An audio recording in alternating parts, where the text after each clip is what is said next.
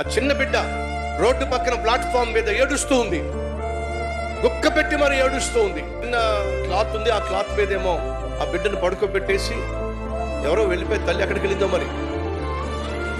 ఆ బిడ్డ గుక్క పెట్టి ఏడుస్తూ ఉంటే దారిని పోయే వాళ్ళు ఆ బిడ్డను చేతిలోకి తీసుకున్నారు, లాలించాలని ప్రయత్నం చేశారు, పాటలు పాడారు, జోలపాట పాడారు.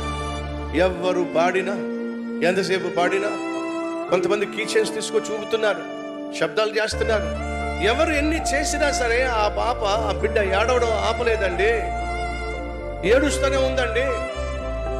ఈ లోపట మరి పాల్గొనడానికో దేనికోసం వెళ్ళిన ఆ తల్లి పరుగున వచ్చిందండి.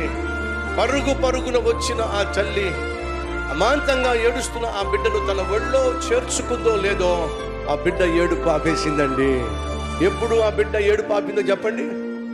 తల్లి ఒడిలో చేరినప్పుడే బిడ్డ ఏడుపు ఆగింది.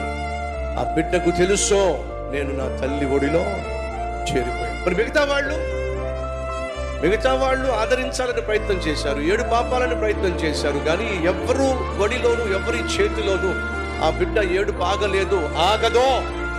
ఒక బిడ్డ ఏడుపు ఆగాలంటే తనను కన్న తల్లి చేతిలోకి వెళితేనే ఆ బిడ్డ ఏడుపు ఆగుతుంది.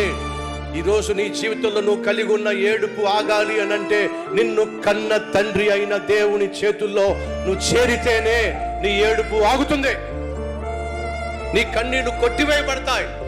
అడుగుతున్నా, ఈరోజు నిన్ను సృష్టించిన దేవుని దగ్గరకు నువ్వు వచ్చావా? ఆ దేవుణ్ణి నువ్వు కనుగొన్నావా? ఆయన చేతుల్లో నువ్వు పడ్డావా?